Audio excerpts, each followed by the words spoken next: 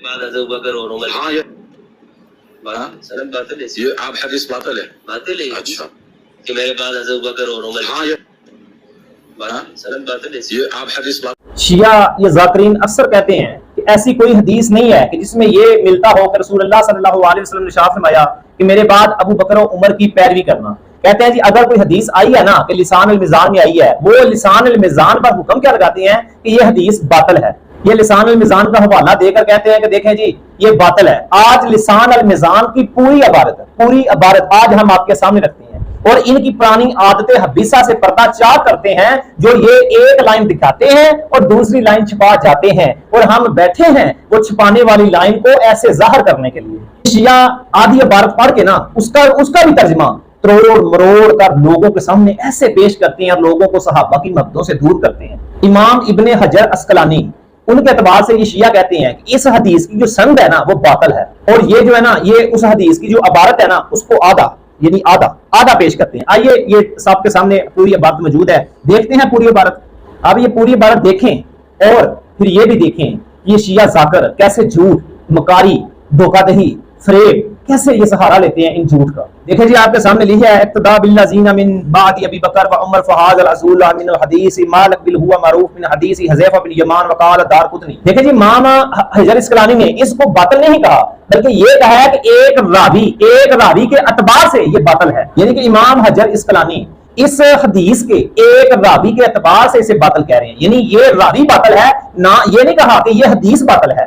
لیکن شیعہ یہاں جھوٹ کا سہارا کیا لے رہے ہیں کہ اس حدیث کو باطل کہہ رہے ہیں، جبکہ امام حجر عسقلانی کہہ رہے ہیں کہ یہ حدیث ایک راوی کے اعتبار سے باطل ہے نہ کہ یہ حدیث باطل ہے. امام حجر عسقلانی اس حدیث کے آگے پتہ کیا لکھ رہے ہیں، اور جو شیعہ جو اکثر یہ حاشیہ چھپا جاتے ہیں، یہ حذیفہ بن یمان وقال دارقطنی، یہ شیعہ ذاکر چھپا جاتے ہیں. دیکھیں یہ لکھا ہے ہوا معروف من حدیث حذیفہ بن یمان، یعنی کہ یہ حذیفہ بن یمان کے اعتبار سے یہ حدیث معروف ہے. لیکن آپ کو سمجھ لگی نا کہ یہ شیعہ جھوٹ بولتے ہیں کہ یہ حدیث لسان المیزان کی حدیث باطل ہے.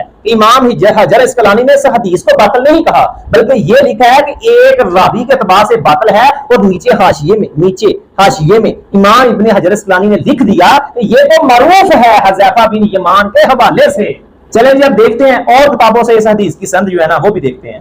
یہ آپ کے سامنے موجود ہے المستدرک امام حاکم نے اپنی اس کتاب المستدرک میں یہ حدیث لے کر آئے ہیں جس کا نمبر ہے، یہ سامنے چل رہی ہے کہ حدیث نمبر ہے 4451 کہ نبی صلی اللہ علیہ وسلم نے ارشاد فرمایا میرے بعد ابو بکر اور عمر کی پیروی کرنا. یہ کتاب بھی موجود ہے، اسکرین شاٹ اور صفحہ بھی موجود ہے، حدیث کا نمبر بھی موجود ہے اور وہ عبارت بھی موجود ہے. اب امام حاکم نے اس کا حکم بھی لکھا ہے کہ صحیح، یعنی یہ حدیث صحیح ہے. جناب دوسرا والا دیکھتے ہیں، یہ بھی سکرین پر چل رہا ہے جو جامعہ ترمذی کے حوالے سے ہے. اچھا جامعہ ترمذی میں یہ حدیث دو بار آئی ہے، ایک اس کا نمبر ہے 3662 یہ سامنے چل رہا ہے اور دوسرا ہے 3663، لیکن عبارت ایک ہے. دو جگہ پر امام ترمذی اس حدیث کو لے کر آئے ہیں، یعنی کہ دونوں جگہوں پر یہی آیا ہے کہ رسول اللہ صلی اللہ علیہ وسلم نے فرمایا کہ میرے بعد جو 3662 امام ترمذی لے کر آئے ہیں اس میں بھی یہی ہے کہ میرے بعد ابو بکر عمر کی پیروی کرنا، اور یہ چل رہی ہے سکرین پہ 3663 اس میں بھی یہی آیا ہے کہ میرے بعد رسول اللہ صلی اللہ علیہ وسلم نے فرمایا ابو بکر اور عمر کی پیروی کرنا. اسی حدیث کا ایک اور کتاب میں ابن ماجہ حدیث نمبر 97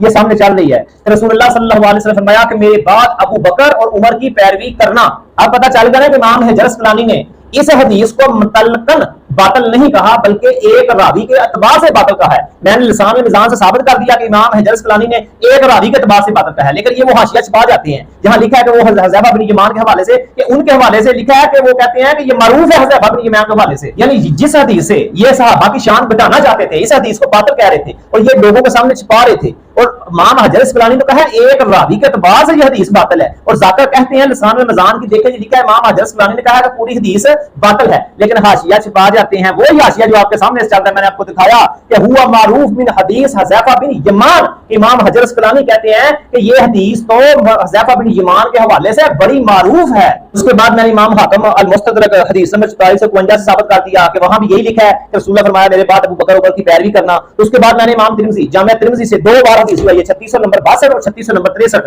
یعنی 3662 اور 3663 میں بھی یہی لکھا ہے کہ میرے بعد ابو بکر عمر کی پیروی کرنا. اس کے بعد ابن ماجہ حدیث نمبر 97 اس میں بھی یہی لکھا ہے کہ میرے بعد ابو بکر عمر کی پیروی کرنا. یعنی کتنی کتابوں میں اس حدیث کا آنا یہ دلیل ہے کہ وہ جو امام حجر عسقلانی نے کہا ہے نا کہ یہ معروف ہے، یعنی کہ پتہ چلا یہ حدیث تو معروف ہے.